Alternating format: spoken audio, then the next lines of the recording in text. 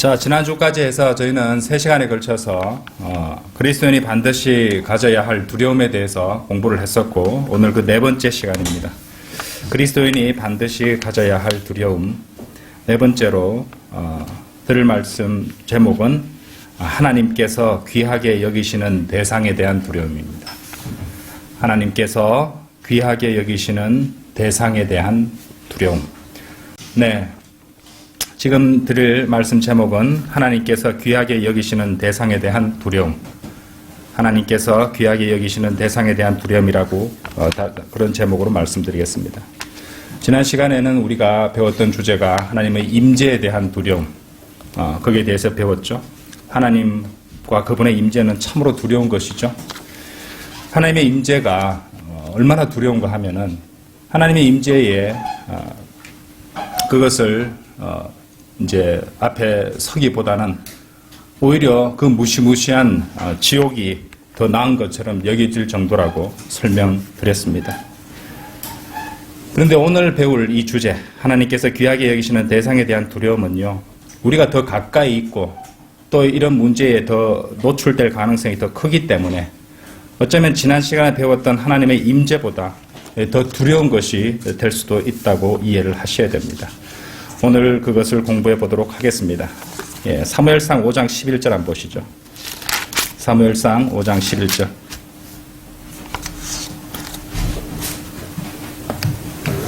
제가 읽겠습니다. 그들이 보내어 필리스티아인들의 모든 군주들을 모아 말하기를 이스라엘의 하나님의 괴를 보내고 그 본래의 자리로 돌아가게 하여 그것이 우리와 우리 백성을 죽이지 못하게 하라 하였으니 이는 온 성읍에 극심한 멸망이 있습니다. 하나님의 손이 거기서 매우 엄중히 임하시어. 자, 하나님의 손이 거기에 매우 엄중히 임하셨다고 말씀하시죠. 그러니까 하나님께서는 참으로 무섭고 두려우신 분이시기 때문에 그분께 속한 물건이라든지 하나님께서 귀하게 여기시는 사물이라든지 하나님께서 아끼시고 사용하시는 사람이라든지 또 그분이 또 높이시는 그런 가치에 대해서도 우리는 공포, 두려움을 느낄 수밖에 없다는 것입니다. 하나님은 그렇게 두려운 것이죠. 그래서 하나님께서 어떤 돌 하나를 취하시고 그것에 그분의 손을 두시고 그분의 손을 임하시게 하신다면 그래서 우리로 하여금 그것을 두려워하게 만드시기를 원하신다면 우리는 정확히 그것을 두려워할 수밖에 없다는 것입니다. 자, 5장 11절 다시 보세요. 하나님께서 무슨 일을 하셨습니까? 그분께서는 한 성읍, 그러니까 도시입니다. 도시, 시티라고 되어 있어요. 그죠? 한 도시 전체를 쓸어버리셨어요. 왜? 그들이 하나님의 괴를 지니고 있었기 때문입니다. 그래서 그들은 그 괴를 두려워하게 되었고 그것을 자신들로부터 치워버리기를 바라고 있었던 것입니다. 그래서 필리스티아인들은 두려워서 벌벌 떨면서 그 괴를 자신들의 도시로부터 완전히 치워버리기를 바라고 있었던 것이죠. 따지고 보면 그 하나님의 괴라는 것은 물건에 지나지 않는 것이었잖아요. 근데 그 하나 때문에, 그 괴 하나 때문에 그렇게 공포에 질려버렸던 것입니다. 그 상자 큰 거 하나 때문에 비명을 지르고 있었던 것이죠. 이 사무엘하 한번 가볼까요? 사무엘하 2장.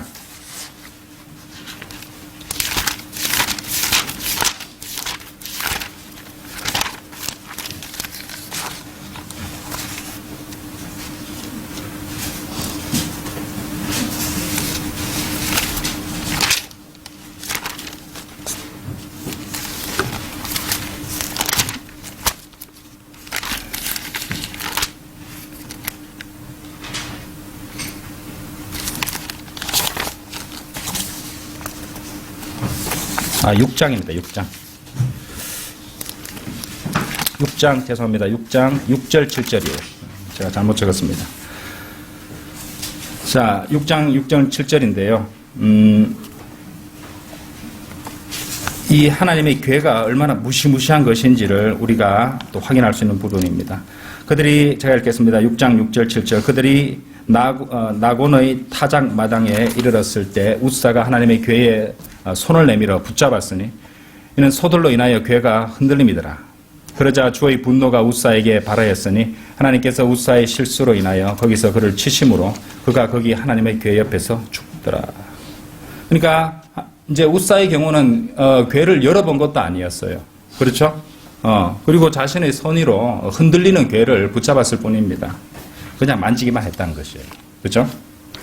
그런데 6장 7절에 보시면 하나님께서 그 자리에서 그를 죽이십니다. 그렇죠? 그러니까 이 하나님의 괴라는 것은 하나님께서 그것을 가치 있게 생각하시고 하나님의 손이 거기에 임하신다면 그것은 참으로 무시무시한 것이고 우리가 더욱더 두려워해야 될 것은 우리 곁에 있을 수 있다는 말입니다. 그렇죠? 예. 그러니까 그런 사물에 하나님께서 귀하게 여기시고 또 아끼시는 것이라면 우리는 더욱더 두려워해야 된다는 것이죠. 단지 물건이나 사물이 아닙니다. 심지어 물리적으로 그 자리에 없는 것이라 해도 하나님께서 그것을 높이시고 귀하게 여기신다면 우리는 그것을 그것에 의해서 공포에 질려버리고 말아야 한다는 것이죠. 사람들이 어떻게 합니까? 마치 물 마시듯이 하나님의 이름을 헛되이 그렇게 일컫는 사람들이 많죠. 전혀 그것을 두려워하지 않습니다. 그런데 구약 성경을 보시면요, 하나님의 이름을 그 성호를 함부로 일컫는 것도 죽음에 처해지는 그런 벌을 받을 수 있다는 것이에요. 신명기 5장 11절에 보시면은 너는 주 너의 하나님의 이름을 헛되이 일컫지 마라. 주는 그의 이름을 헛되이 일컫는 자를 죄 없다 여기지 아니하리라. 아니 그렇게 돼 있죠. 그 다음에 레위기 24절도 한번 보세요. 24장도 한번 보세요. 레위기 24장. 레위기 24장 16절. 주의 이름을 모독하는 자는 반드시 죽일지니 모든 회중이 분명히 그를 돌로 칠지니라. 타국인도 그가 주의 이름을 모독하면 그 땅에서 난 자와 마찬가지로 죽일지니라. 보셨습니까? 주님의 이름을 모독하는 자는 죽이라고 하세요. 그리고 그 죽음도 무슨 깔끔하고 쉬운 죽음이 아니에요. 돌로 쳐서 엄청난 고통을 느끼면서 돌로 쳐서 죽이는 것입니다. 그렇죠? 그 시체도 참으로 흉한 시체의 형태가 되고 말겠죠. 얼마나 두려운 죽음입니까? 생각해 보십시오. 우리가 두려움을 가지기 위해서 어떤 하나님께서 우리로 하여금 두려움을 갖게 하기 위해서 하나님께서는 어떤 물건이나 무시무시하게 생긴 것이나 이런 것들을 사물을 가져오시지 않아도 되는 것이에요. 그 어떤 것이라도 그분이 손을 두시고 거기에 특별한 의미를 부여하신다면 우리는 그것을 두려워할 수밖에 없습니다. 그런데 오늘 세상을 보십시오. 하나님을 믿지도 않는 자들이 헛되이 그분의 이름을 일컫고 영어권의 경우에는 예수님의 이름을 넣어서 욕설을 해대는 자들이 있습니다. 많이 들으셨죠? 어디 그뿐입니까? 이제 하나님의 이름만 그렇습니까? 하나님의 물건에 하나님의 괴만 그렇습니까? 하나님의 말씀에 손을 대는 감사하게 보세요. 이것은 굉장히 무시무시한 것입니다. 신학자들, 성경 개정자들은 감히 하나님의 말씀에 손을 대고 그것에 더하고 빼고를 자행하고 있는 것입니다. 영어 킹제임스 성경은요, 모호하신 하나님의 말씀입니다. 그죠? 그것을 번역한 그 성경들에서는 영어 킹제임스 성경만큼 완전히 모호하지 않습니다. 오류들이 분명히 존재합니다. 있죠? 예. 근데 그것을 갖다가 고의로 한 것이 아니라면은 만약에 이 부분에 있어서 번역상에 오류가 있다. 그러면 그 충고를 받아가지고 다르게 영어 킹제임스 성경에 올바르고 정확하게 번역을 하면 되는 겁니다. 그런데 그것을 갖다가 이미 내가 번역한 것은 완벽함으로 그것이 모호하기 때문에 손을 대서는 안 된다. 이런 식의 논리를 진행한다면 하나님께서 그것을 실수나 부주의로 보시지는 않겠죠. 그 다음에는 하나님께서 그 부분에 대해서 분명히 책임을 물으실 수 있다는 것입니다. 분명히 틀린 것이 있다면요, 그것을 고쳐야 되는데 바르게 잡아야 된다. 고친다기보다 바르게 잡아야 되는 것인데 그것은 이제 고의로 성경 말씀을 변개시키는 그런 것과 제가 보기에는 같은 선상에 있다고 보는 것입니다. 그리고 그런 죄들을 짓고 나서도 자신의 죄를 정당화시키거나 뻔뻔함까지 보인다면 그들이야말로 하나님을 도무지 두려워하지 않는 자들이 된다는 것입니다. 그런데 하나님을 두려워하는 편이 낫습니다. 저는 하나님이 정말로 두렵습니다. 그리고 제가 기도를 하는 이유도요, 이제 성경 공부든 수요 기도회 이제 누가복음 강해를 할 때도 늘 기도 드리는 거지만 저는 인간이기 때문에 실수를 할 수 있습니다. 근데 하나님께서 그 실수를 제가 고의로 하는 것이 아니고 또 하나님께서 주관해 주셔서 실수하지 않도록 해달라고 기도 드리는 것입니다. 그렇죠? 잘못 실수했으면은 또 저는 얼마든지 이제 제가 이 강의를 하게 되면은 유튜브에 계속 기록이 남잖아요. 그렇죠? 그럼 나중에 그것이 나에게 대해서 나를 문제 삼을 수 있는 그런 여지가 될 수 있다는 것도 압니다. 그런데 그렇다면 만약에 내가 틀린 것이라면 저는 그 틀린 것을 시인할 용의가 얼마든지 있습니다. 내가 잘못됐다면. 그만큼 하나님께 두려운 마음을 갖고 있어야 된다는 것입니다. 하나님의 말씀을 갖다가 이제 다루는 사람들은 두려워해야 됩니다. 요한계시록 22장 한번 가보세요. 우리 다 아는 말씀입니다. 요한계시록 22장 18절 19절. 이는 내가 이 책의 예언의 말씀들을 듣는 각 사람에게 증거함이니 누구든지 이것들에 더하면 하나님께서 이 책에 기록된 재앙들을 그에게 더하실 것이요 또 누구든지 이 예언의 책의 말씀들에서 삭제하면 하나님께서 생명의 책과 거룩한 도성과 이 책에 기록된 것들에서 그의 부분을 제하여 버리시리라. 이 말씀 한번 생각해 보십시오. 얼마나 두렵고 엄중하고 무시무시한 말씀입니까? 하나님의 말씀에 더하거나 삭제하는 일은요, 참으로 두렵고 무서운 일인 것입니다. 인간이 미치지 않고서야 어찌 그런 짓을 의도적으로 할 수 있단 말입니까?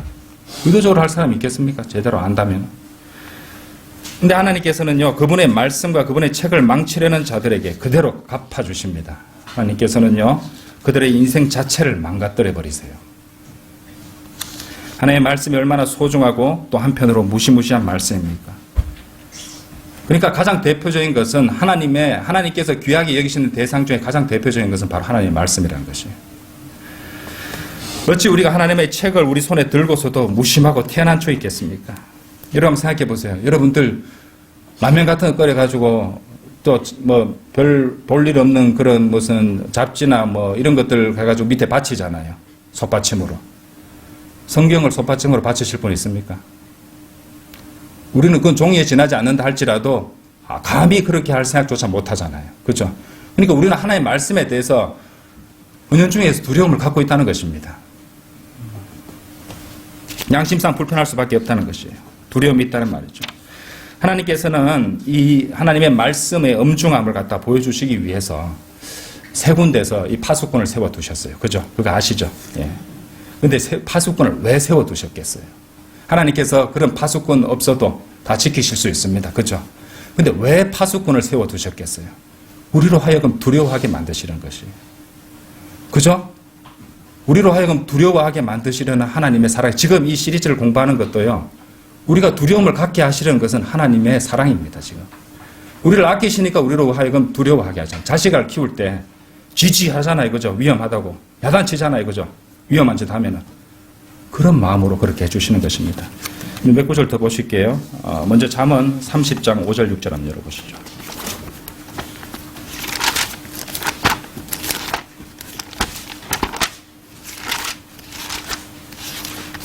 잠언 30장 5절 6절. 하나님의 말씀은 모든 말씀은 순수하니 그런 자기를 신뢰하는 자들에게 방패시니라. 너는 그분의 말씀들에 더하지 말라. 그분이 너를 책망하실까 하며 네가 거짓말쟁이가 될까 합니다.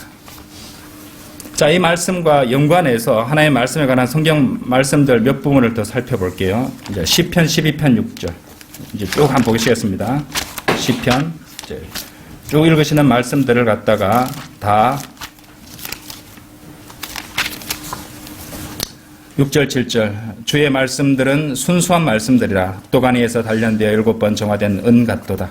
오 주여 주께서 이 말씀들을 간수하시리니 주께서 이 세대로부터 영원토록 그것들을 보존하시리이다. 사무엘상 3장 21절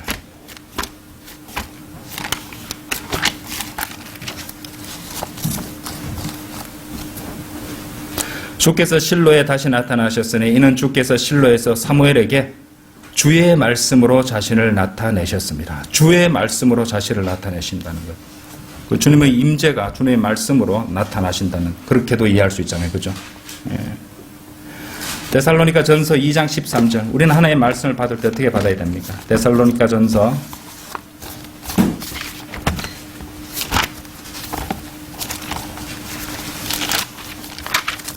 2장 13절. 이로 인하여 우리가 하나님께 쉬지 않고 감사함은 너희가 우리에게 들은 바 하나님의 말씀을 받을 때에 사람들의 말로 받아들이지 아니하고 사실 그대로 하나님의 말씀으로 받았음이니 이 말씀이 믿는 너희 가운데서도 효과적으로 역사하느니라. 자, 성경 변개자들은요, 하나님의 말씀을 받아들이지 않습니다. 뭘로 받아들이냐면 사람들의 말로 받아들이니까 고칠 수 있다고 생각하는 거죠. 만약에 이것을 하나님의 말씀이라고 생각했다면, 정말 알았다면, 믿었다면 감히 건드릴 생각하겠습니까? 그렇죠? 사람들의 말이라고 생각하는 것입니다. 우리는 근데 이 말씀을 하나님의 말씀으로 받았죠. 자, 그 다음에 요한복음 5장 14절 한번 보세요.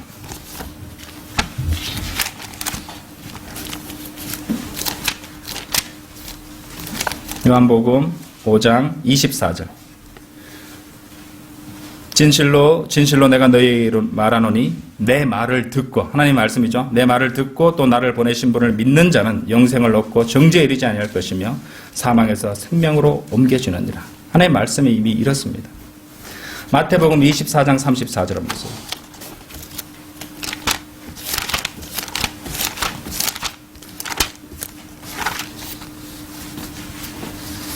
진실로 내가 너에게 말하노니 이 세대가 지나가기 전에 이 모든 일들이 이루어지리라. 그렇죠? 모든 말씀이 이루어지신다는 말입니다. 시편 119편 89절에서는 들어보십시오. 오 주여, 주의 말씀은 영원히 하늘에 세워졌나이다. 이래 말씀하시거든요. 자, 우리가 찾아본 이 일련의 말씀들이 우리에게 가르쳐 주시는 바가 무엇입니까? 그러니까 하나님의 모든 말씀은 순수하다는 것, 하나님의 모든 말씀은 진실되고 연단되었다는 것, 그리고 그분은 그분의 모든 말씀을 영원히 보존하신다는 것, 하나님께서는 그분을 신뢰하는 사람들에게 방패가 되신다는 것, 하나님께서는 그분의 책에 더하거나 빼는 학자들을 책망하실 것이라는 것, 그리고 그런 자들은 모두 거짓말쟁이가 된다는 점입니다. 그것이 제일 처음에 보셨던 말씀이죠. 잠언 30장 6절에서 너는 그분의 말씀들에 더하지 말라. 그분이 너를 책망할까 함이며 네가 거짓말쟁이가 될까 함이라. 이런 말씀이 있다는 말입니다. 하나님의 말씀을 지키는 잠언 30장 6절은 이 말씀이 장차 오늘날의 모든 거짓말쟁이들을 심판하실 것입니다. 유대교 랍비들은요, 탈무드를 첨가했습니다. 로마 가톨릭은 뭘 첨가했습니까? 외경을 첨가했죠. 그죠? 예. 하나님의 말씀에 더했습니다. 에큐메니카 운동을 벌이는 자들은 스스로를 기독교인으로 고백하면서도 자연주의, 범신론 이런 것들을 또 다 포함시켜버렸어요. 헬라 학자들, 그리고 다윈이나 아인슈타인 같은 자들, 칼막스 같은 자들, 그리고 말씀을 거부하는 모든 개신교들을 포함한 모든 종교 신봉자들, 그리고 그들을 따르는 모든 자들은 하나님의 말씀에 의하면 모두 거짓말쟁이들이 되는 것이고, 성경은 거짓말쟁이들의 말로가 어떻게 될지 요한계시록에 이렇게 기록해 두셨어요. 21장 8절에서 그러나 두려워하는 자들과 믿지 아니하는 자들과 가증스러운 자들과 살인자들과 음행하는 자들과 마술하는 자들과 우상 숭배하는 자들과 모든 거짓말하는 자들은 불과 유황이 타는 못에 참여하리니 이것이 둘째 사망이라고 하시더라. 구원받지 않은 자들이 이렇게 될 것이죠. 네. 자, 참으로 무시무시한 말씀입니다. 하나님의 기준에 거짓말쟁이에 하대하는 사람은 한번 보세요. 절대 다수입니다. 절대 다수. 그렇죠? 절대 다수입니다. 이 세상을 한번 보세요. 그래서 참으로 마태복음 7장 13절 말씀 그대로 가고 있는 것입니다. 너희는 좁은 문으로 들어가라. 이는 멸망으로 인도하는 문은 넓고 그 길이 광대하여 그리로 들어가는 사람의 말은.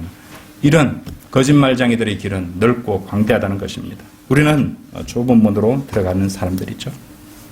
그렇게 볼 때 아까도 말씀드렸지만 설교하고 말씀을 선포하는 일이 얼마나 조심스러운 일인지 더욱 두려운 생각이 좀 듭니다. 참으로 무시무시한 일입니다. 실로 우리 모두는 그러니까 하나님의 말씀을 전파하는 모든 이들이 여러분들도 구령할 때 하나님의 말씀을 선포하는 거잖아요. 말씀을 다룰 때 얼마나 주의하고 두려워야 되는지 아셔야 되는 겁니다. 여러분이 잘못 전하게 되면 그 사람이 그 생각 가지고 평생 살아간다 생각해 보십시오. 그렇죠? 무시무시한 일입니다. 하나님의 말씀을 다루는 일은 두려워하고 조심해야 되는 것입니다. 아직 말씀소의 파수꾼이 한 구절 더 남았죠? 신명기 한번 가보세요. 신명기 4장 2절.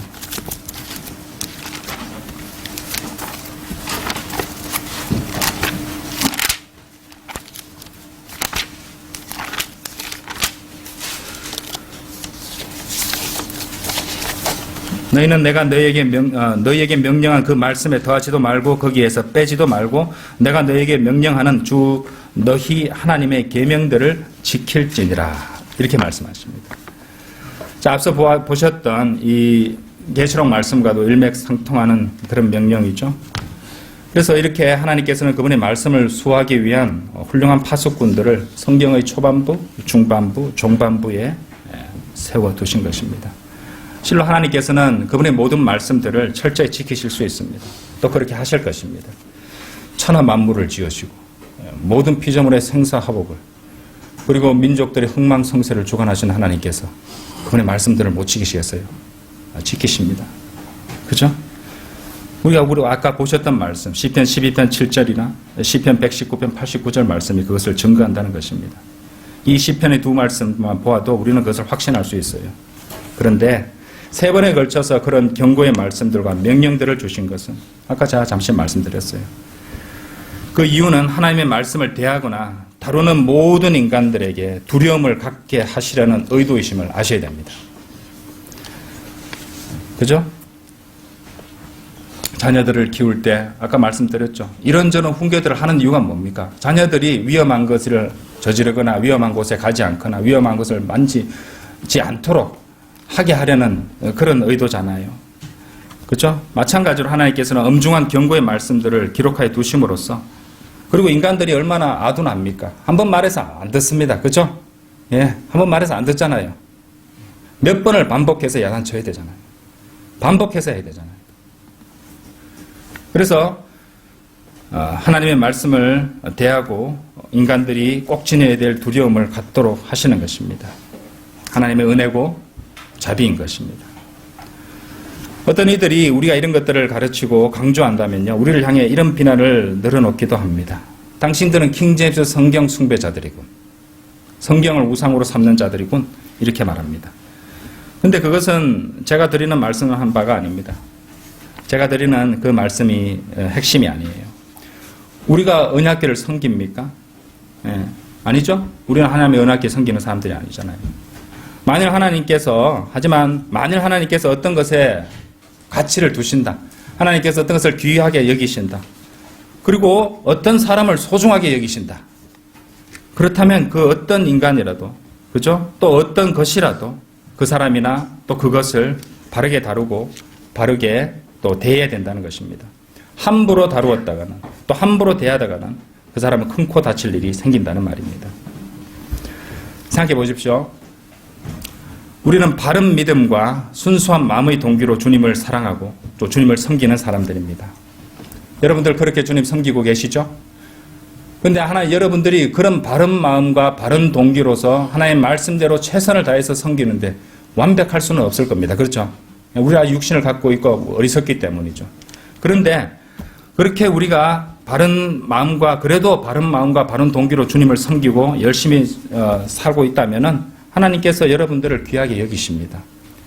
하나님께서는 반드시 여러분들을 귀하게 여기실 것입니다. 그런데 하나님을 믿고 그분을 섬기는 우리들을 향해 비난과 욕설을 내뱉고 공격하는 자들은 큰 실수를 하고 있는 것이에요. 따지고 보면요, 우리 안에 하나님의 영이 내주하고 계시다는 사실을 모르는 것입니다. 그들은 그것을 알아야 되는 것이에요. 결국 그들은 하나님을 두려워하지 않은 것에 대한 대가를 치르게 될 것입니다. 자기들은 자기 생각에 잘못된 것을 책망했다고 생각하지만은 그것도 바른 지식에 근거하지 않고 말씀대로 하지 않았다면 결국에는 하나님을 두려워하지 않는 그런 만용만 부린 것에 지나지 않는다는 것이죠. 인터넷 댓글을 보세요. 때로는 비난과 터무니없는 비판과 욕설도 있습니다. 오늘날 가짜 목사들, 가짜 선생들이 온라인상에 넘쳐나죠? 근데 하나님께서 세우신 바이블 빌리버 목사와 설교자를 향해서 그런 짓을 하는 것은 쉽게 말해서 자해행위 내지 자살행위라고 생각하셔야 됩니다. 하나님께서 아끼시고 하나님께서 소중히 여기시는 그분의 종들이라면 적어도 일말의 두려움과 합당한 존경심을 지녀야 된다는 것입니다. 이 시대를 보십시오. 하나님에 대한 두려움이 있습니까? 예, 망설임 없이 교회 내에서 싸움과 분란을 일으키고 목자에 대해서 험담을 하고 교회 분열을 야기하는 자들이 있습니다. 내가 만일 그들이라면 나는요, 두려움을 먼저 배울 것입니다. 어째서 그렇게 해야 되냐고요? 그분의 이름을 헛되게 그러는 일이나 그분의 말씀을 건드리는 일이나 그분의 물건을 만지는 일이나 그분의 사람을 공격하는 일은 모두 하나님께서 소중하고 귀중하게 생각하시는 대상들을 건드리는 가정한 짓이 되기 때문입니다. 그러니까 잘 판단해야 된다는 것이죠. 하나님의 말씀을 정직하게 선포하는 목자와 설교자들을 건드리는 자들은 참으로 두려움이 없는 자들이라는 것을 아셔야 됩니다. 우리가 환난전 주거에 대해서 공부하고 또 그런 목사님이 설교하셨는데 그것을 비난하고 막 댓글로 막 난리치는 그런 교단교회 목사가 하나 있었어요. 제가 차단시켰습니다. 아주 더러워져. 몇 번이나 제가 응답을 해줬거든요. 근데 뭐 안 바뀝니다, 그 사람은요. 자기가 배운 신약 쓰레기만 계속 올리고 있는 것이죠. 그런데요, 이제 그런 사람들은 잘 모릅니다. 하나님께서 건드리지 말라고 하신 것은 언약궤만이 아니라는 사실이거든요. 자, 시편 105편 15절 한번 보세요.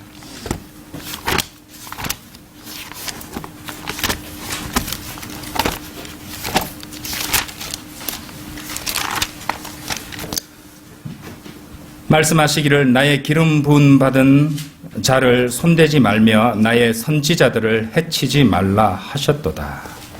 자, 이 구약 말씀입니다.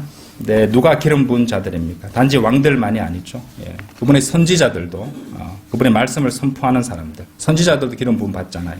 그래서 그분의 말씀을 선포하는 사람들인 것이에요. 근데 여기에 또 다른 한 가지가 더 있습니다. 물론 이제 교단 교회에서 이런 구절을 들어가면서 목사의 어떤 권위를 주장하기 위해서 사용하기도 합니다. 근데 핵심은 이렇습니다. 자, 이 구절은 구약적 의미이고 당시에는 실제로 선지자들 잡아서 학대하고 죽인 자들이 실제로 있었습니다. 그래서 이제 이런 말씀도 기록된 것인데 우리가 꼭 알고 있어야 될 것이 있으니 첫 번째로 선지자들은 하나님의 말씀을 선포했다는 것이죠.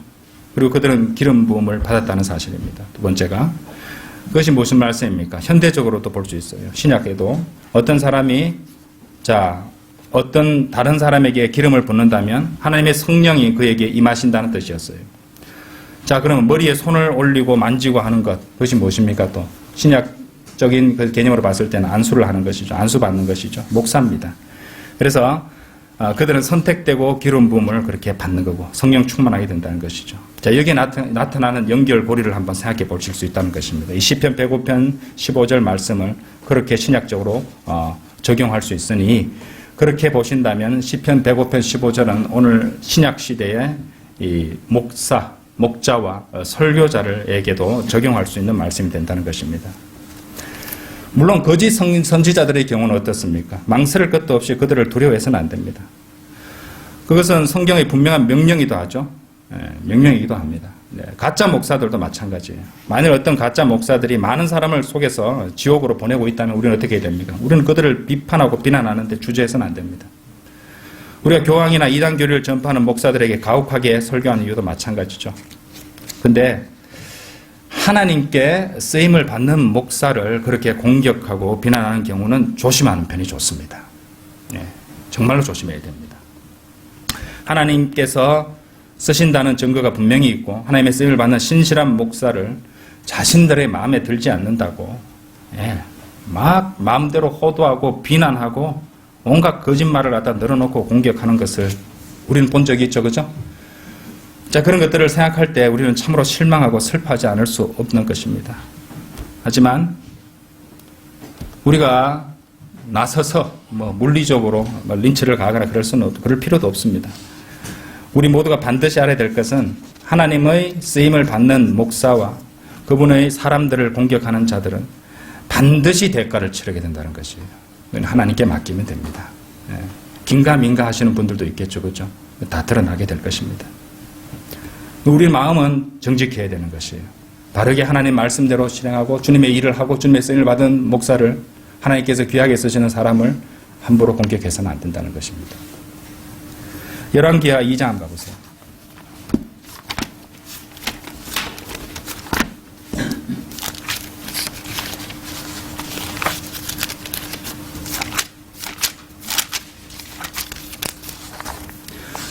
열왕기하 2장 23절 그가 거기서 베델로 올라갔는데 그가 길을 가고 있을 때 성읍에서 어린아이들이 나와서 그를 조롱하며 말하기를 대머리야 올라가라 대머리야 올라가라 하는지라. 그가 돌이켜보고 그들을 보고 주의 이름으로 그들을 저주하니 숲에서 암콤 2마리가 나와서 그들 중 42명의 아이들을 찢더라. 이 설교자는 그냥 그런 비난을 조롱을 받고 무시하고 가지 않았었습니다. 그는 돌이켜서 주의 이름으로 그들을 저주했던 것이에요. 그러자 암콤 2마리가 나타났던 것이고 그들을 찢어버렸습니다. 핵심이 무엇입니까? 만일 하나님께서 그분의 손을 어떤 것이나 또 어떤 사람에게 두셨다면 우리는 두려움을 가져야 된다는 것입니다. 하나님을 두려워하니까요. 그죠? 그 물건이나 사람 때문이 아니죠. 하나님 때문에 그렇게 해야 된다는 것입니다. 그러므로 하나님께서 아끼시는 물건, 하나님께서 맡기시는 대상, 하나님께서 소중하게 생각하는 그분의 종들을 무시하고 공격하는 것은 곧 하나님을 무시하고 공격하는 것이 되어버린다는 것입니다. 그래서 더욱 무서운 두려움이 되어야 된다는 것이죠. 왜냐하면 하나님께서 그것이나 그 사람을 쓰시기로 선택하셨기 때문입니다.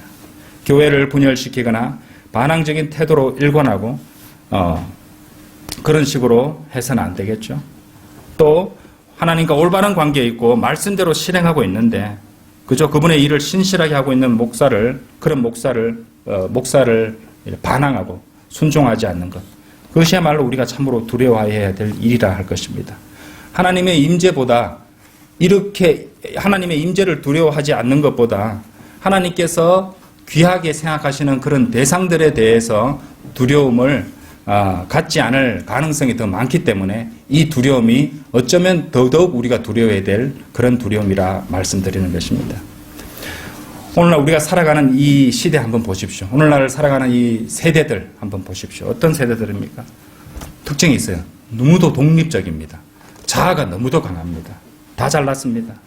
그렇죠? 겸손이라는 것 찾아볼 수가 없습니다. 어르신들을 존경하지도 않습니다. 그리고 합당한 권위에 순복하지도 않습니다. 다 잘났습니다. 조금이라도 신경에 건들리면은 거스르면은 대번에 항의하고 또 자기 권리를 찾으려고 그렇게 한다는 것이죠. 그러니까 옛날 같으면은 막 판사라든지 막 이런 그런 직에 있는 사람들은 두려움과 존경의 대상이었잖아요, 그죠? 요즘 어떻습니까? 판세라고 막 놀립니다. 조롱하고. 그렇죠? 예.